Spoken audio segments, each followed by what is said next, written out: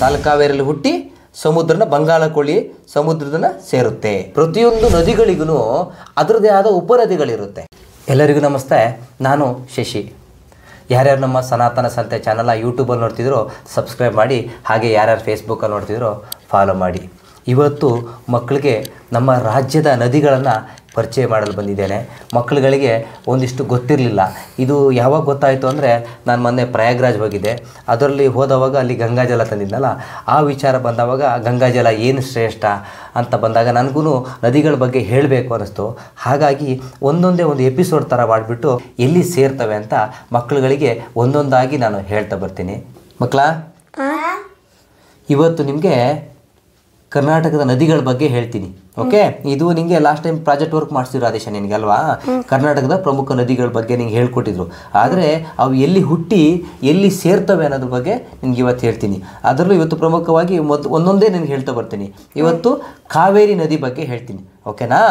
ಕಾವೇರಿ ನದಿ ಎಲ್ಲಿ ಹುಟ್ಟಿ ಎಲ್ಲೆಲ್ಲಿ ಹರಿಯುತ್ತೆ, ಎಷ್ಟು ಕಿಲೋಮೀಟ್ರ್ ಹರಿಯುತ್ತೆ, ಕೊನೆಗೆ ಎಲ್ಲಿ ಸೇರುತ್ತೆ ಅನ್ನೋದ್ರ ಬಗ್ಗೆ ಹೇಳ್ತೀನಿ. ಆಯ್ತಾ ಋತ್ವಿ? ಆದಿಶಾ, ಕಾವೇರಿ ನದಿ ಕೊಡಗು ಜಿಲ್ಲೆಯ ತಲಕಾವೇರಿಯಲ್ಲಿ ಹುಟ್ಟುತ್ತೆ. ಓಕೆನಾ?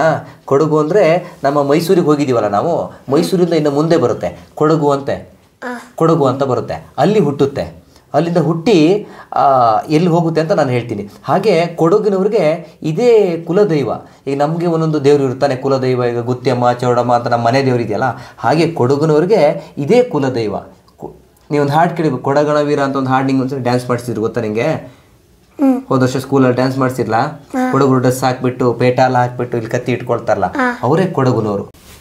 ಆದಿಶಾ, ಕಾವೇರಿ ನದಿ 5 ಜಿಲ್ಲೆಗಳಲ್ಲಿ ಹರಿಯುತ್ತೆ. ಓಕೆ, 5 ಜಿಲ್ಲೆಗಳಲ್ಲಿ ಹರಿದು ಕೊನೆಗೆ ಬಂಗಾಳಕೊಳ್ಳಿ ಸೇರುತ್ತೆ. ಅದೆಲ್ಲಿಲ್ಲ ಅಂತಂದರೆ ಕೊಡಗಿಂದ ಹಾಸನ, ಹಾಸನದಿಂದ ಮೈಸೂರು, ಮೈಸೂರಿಂದ ಮಂಡ್ಯ, ಚಾಮರಾಜನಗರ, ಹೀಗೆ ಹಾದ್ಕೊಂಡು ಬರುತ್ತೆ. ಹಾದ್ಕೊಬಂದು ಕೊನೆಗೆ ತಮಿಳ್ನಾಡು ಹೋಗ್ಬಿಟ್ಟು ತಮಿಳ್ನಾಡಿಂದ ಬಂಗಾಳಕೊಳ್ಳಿನ ಸೇರಿಕೊಡುತ್ತೆ. ಬಂಗಾಳಕೊಳ್ಳಿ ಸಮುದ್ರ ಅದು. ಓಕೆನಾ? ಅಲ್ಲಿ ಸಮುದ್ರ ಸೇರುತ್ತೆ. ಅದು ಒಟ್ಟು 800 ಕಿಲೋಮೀಟ್ರು ಹಿಂಗೆ ಹಾದಿನಲ್ಲಿ ಬರಬೇಕಾದ್ರೆ 800 ಕಿಲೋಮೀಟ್ರು ಆಗುತ್ತೆ. ಓಕೆನಾ? ನದಿ ಹರಿಯಂಥದ್ದು ಒಟ್ಟು 800 ಕಿಲೋಮೀಟರ್ ಕಾವೇರಿ ನದಿ ಹರಿಯಂಥದ್ದು.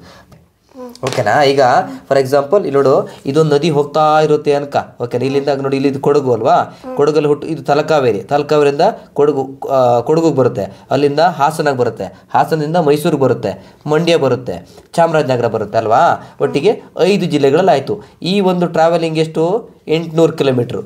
ಇಲ್ಲಿಂದ ತಮಿಳ್ನಾಡಿಗೆ ಬಂದು ತಮಿಳ್ನಾಡಿಂದ ಸಮುದ್ರ ಸೇರುತ್ತೆ. ಓಕೆನಾ? ನೀರು ಹಿಂಗಿಂದ ಹರಿದ್ಕೊಬಿಟ್ಟು ಸಮುದ್ರ ಸೇರುತ್ತೆ. ಹಾಗೆ ಹೀಗೆ ಬರಬೇಕಾದ್ರೆ ಅದು ಒಂದೇ ನದಿ ಅಲ್ಲ, ಅದಕ್ಕೆ ಉಪನದಿಗಳು ಸೇರಿಕೊಳ್ಳುತ್ತೆ. ಓಕೆನಾ? ಇಲ್ಲಿಂದ ಒಂದು ನದಿ ಹುಟ್ಟುತ್ತೆ, ಇಲ್ಲಿ ಸೇರಿಕೊಳ್ಳುತ್ತೆ, ಇಲ್ಲೊಂದು ನದಿ ಹುಟ್ಟುತ್ತೆ, ಇಲ್ಲಿ ಸೇರಿಕೊಳ್ಳುತ್ತೆ. ಹಾಗೆ ಸುಮಾರು ಉಪನದಿಗಳು ಸೇರಿಕೊಳ್ಳುತ್ತೆ. ಅದು ಯಾವ್ಯಾವ ಅಂತ ಹೇಳ್ತೀನಿ ನಿಮ್ಗೆ. ಓಕೆನಾ? ಅದಕ್ಕೆ ಬರಬೇಕಾದ್ರೆ ಹಾರಂಗಿ ಅಂತ ಒಂದು ನದಿ ಸೇರಿಕೊಳ್ಳುತ್ತೆ.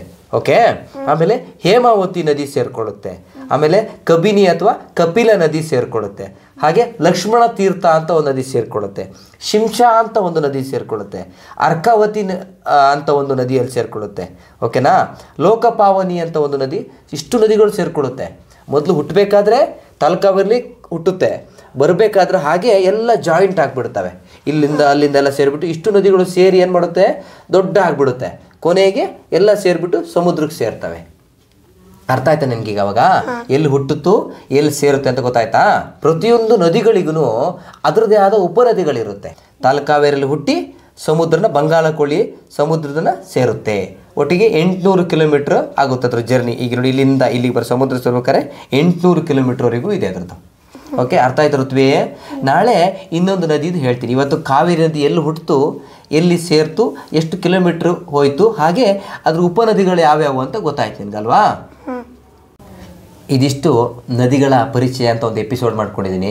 ಇವತ್ತು ಕಾವೇರಿ ನದಿಗಳ ಬಗ್ಗೆ ಮಕ್ಕಳಿಗೆ ತಿಳಿಸಿದ್ದೀನಿ. ಮುಂದಿನ ದಿನಗಳಲ್ಲಿ ಮತ್ತೆ ಹಾಗೆ ಒಂದೊಂದೇ ನದಿಗಳ ಬಗ್ಗೆ ನಾನು ತಿಳ್ಕೊಳ್ತಾ ಮಕ್ಕಳಿಗೆ ತಿಳಿಸ್ತಾ ಬರ್ತೀನಿ. ಎಲ್ಲರಿಗೂ ಧನ್ಯವಾದಗಳು. ಜೈ ಶ್ರೀರಾಮ್.